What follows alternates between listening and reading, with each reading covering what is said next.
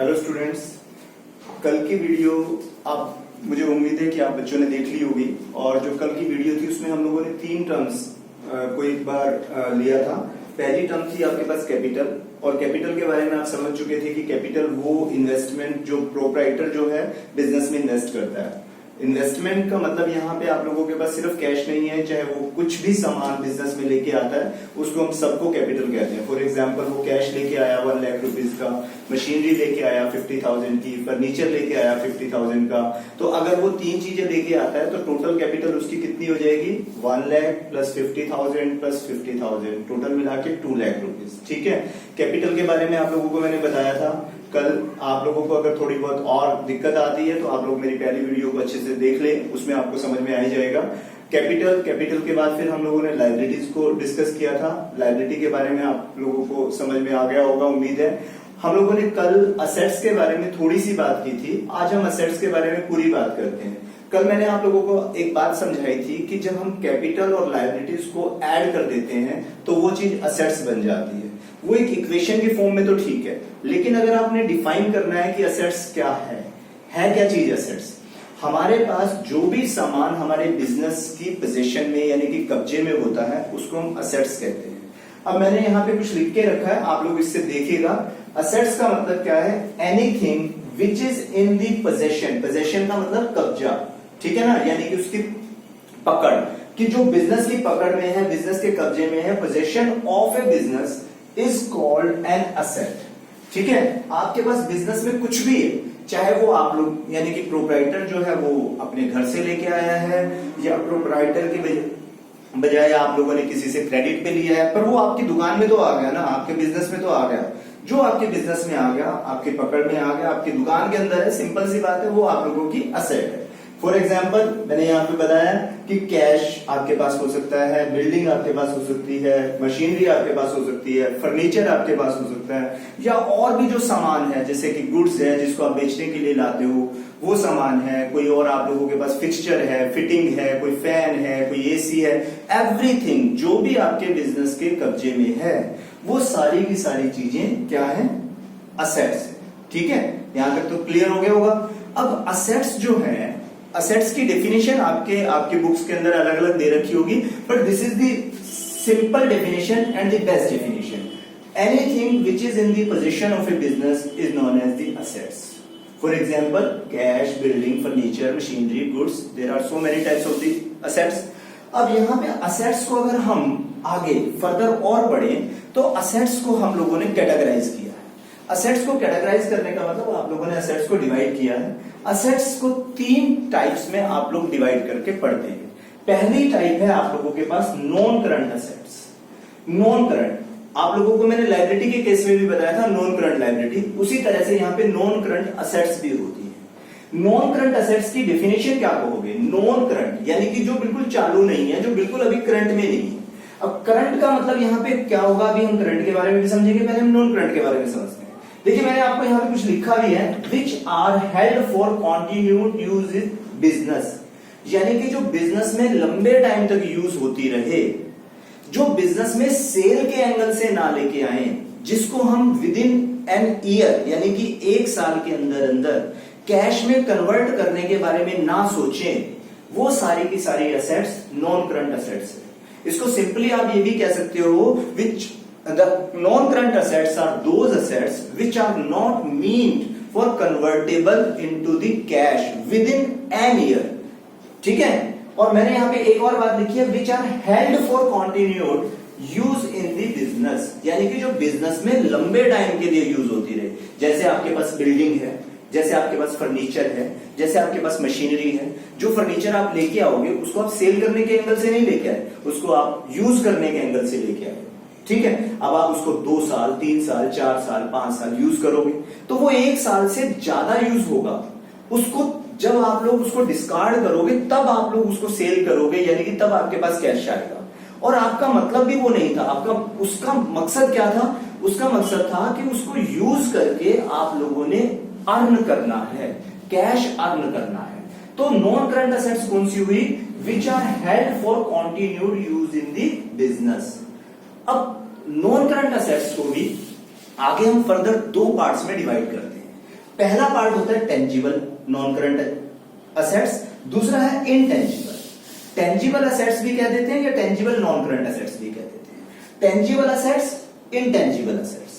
Tangible का मतलब क्या है? जिसको आप छू सको, जिसको आप देख सको, ठीक है। जैसे आप कैश को देख सकते हैं, जैसे आप बिल्डिंग को देख सकते हैं, जैसे आप फर्नीचर को देख सकते हैं, उसको छू सकते हैं, जैसे आप मशीनरी को देख सकते हैं।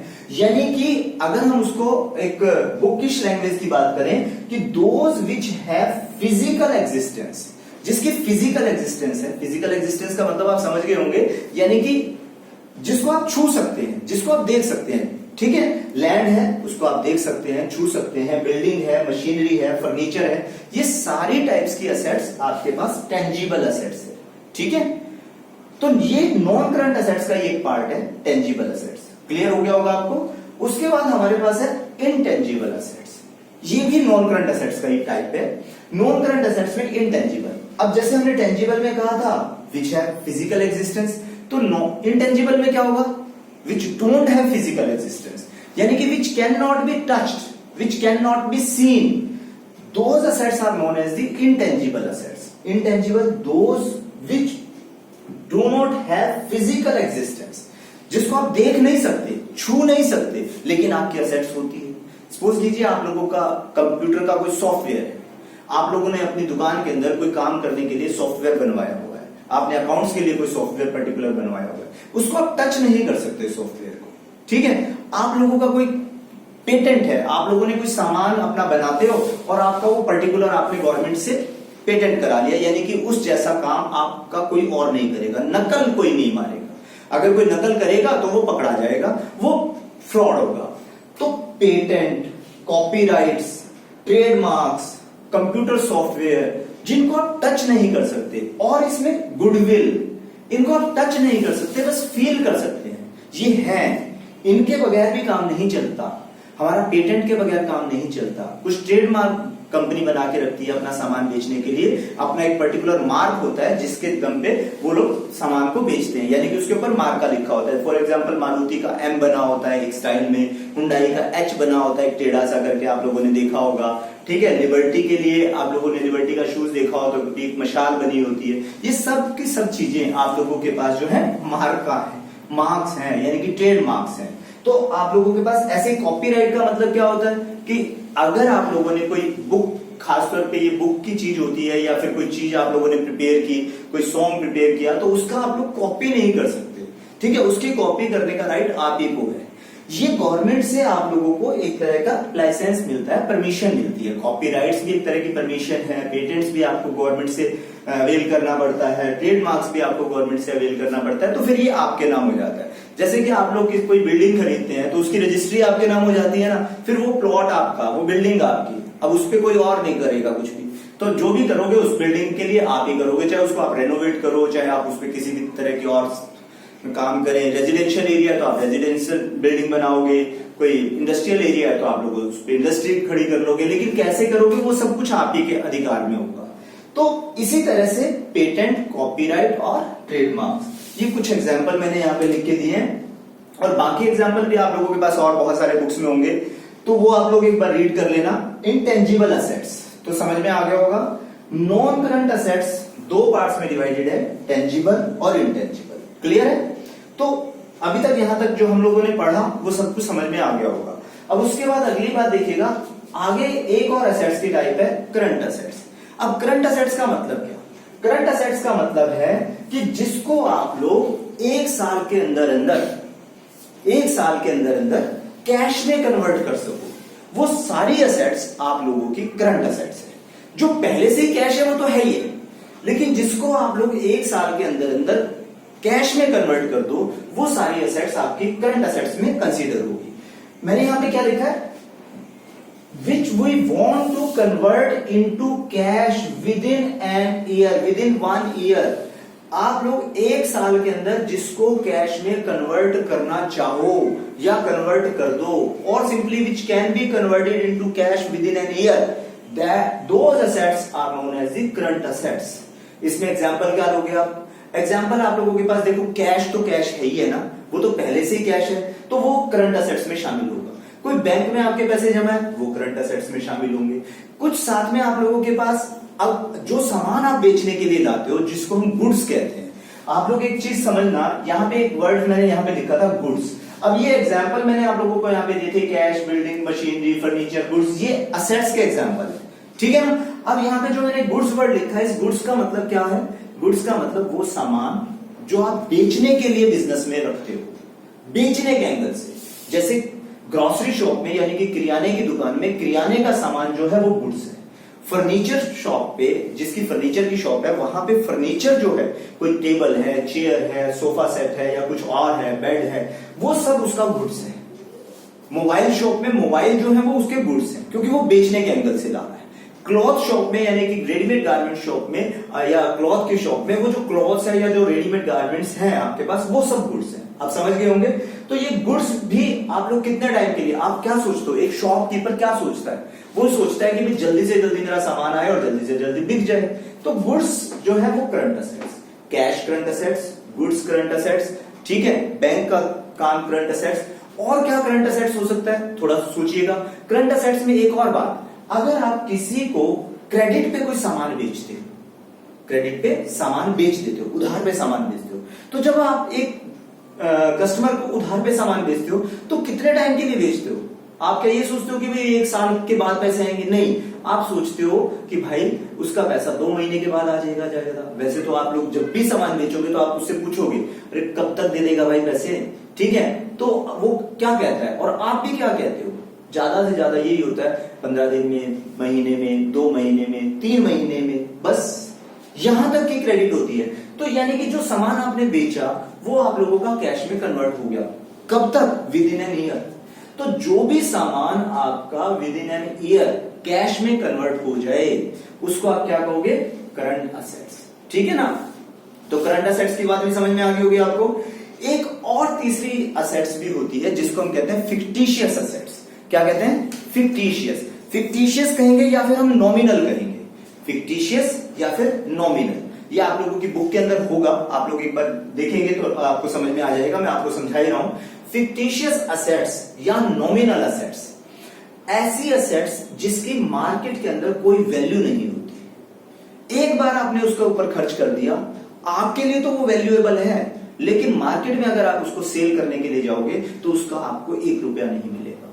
सपोज कीजिए आपने अपनी एडवर्टाइजमेंट की, आपने अपना एक बोर्ड बनवाया या आपने अपनी दुकान की एडवर्टाइजमेंट कहीं पे पेंट करवा के लिखवा दी, ठीक है। अब आप लोगों ने जगह जगह पे देखा होगा, बहुत सारे लोग अपनी दुकान की एडवर्टाइजमेंट शहर में पेंट करवा के लिखवा देते हैं। अगर वो दुकान को बंद करते हैं, अपने बिजनेस को बंद करते हैं, तो क्या उसका वो पेंट वाला जो पोर्शन है वो बिकेगा?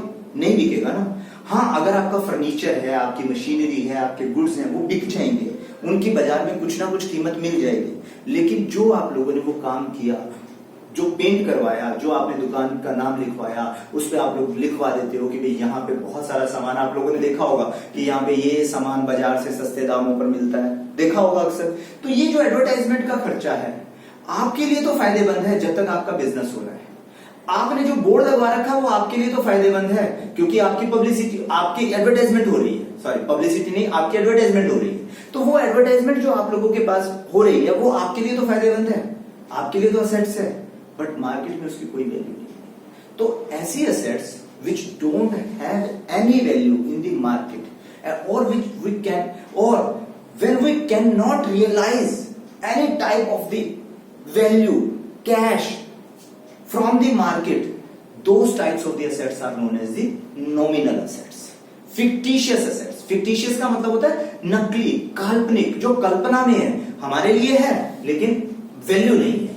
तो ऐसी असेट्स को हम क्या कहेंगे? Fictitious assets. मैंने यहाँ पे लिखा नहीं है बोर्ड पे, यहाँ पे स्पेस भी नहीं है मेरे पास इस टाइम पे, तो आप लोग एक बार इसको रीड करेंगे तो आप लोगों को समझ में आ जाएगा। मैंने आपको एग्जांपल दे दिया, advertisement expenses is the example of the fictitious asset. Clear है आप लोगों के पास? तो ये आप लोगों की बैलेंस शीट, जब आप लोग आगे पढ़ेंगे कि बैलेंस शीट में कहां लिखा जाता है, कैसे लिखा जाता है, वो भी आप लोगों को समझ में आएगा कि फिक्टिशियस असेट्स भी असेट साइड पे ही लिखी जाती है और किस तरह से लिखी जाती है वो आप लोगों को आगे समझ में आएगा। तो फिलहाल के लिए आज के टाइम पे, आज की वीडियो में इतना ही है कि असेट्स क्या होती है, असेट्स की टाइप्स क्या है, असेट्स की तीनों टाइप्स आप लोगों को क्लियर हो जानी चाहिए। नॉन करंट असेट्स क्या है, करंट असेट्स क्या है, नॉन करंट कितने पार्ट्स में डिवाइडेड होती है, करंट असेट्स के आगे कोई पार्ट नहीं है। फिक्टिशियस असेट्स आप लोगों के पास क्या है, फिक्टिशियस असेट्स यानी कि वो असेट्स जिसकी मार्केट में कोई वैल्यू रियलाइज नहीं होती, कोई वैल्यू नहीं लगती, ठीक है, उस असेट्स को हम फिक्टिशियस असेट्स कहेंगे। होप आपको समझ में आ गया होगा सारा, ठीक है। कल हम कुछ और बेसिक टर्म्स पढ़ेंगे। Thank you.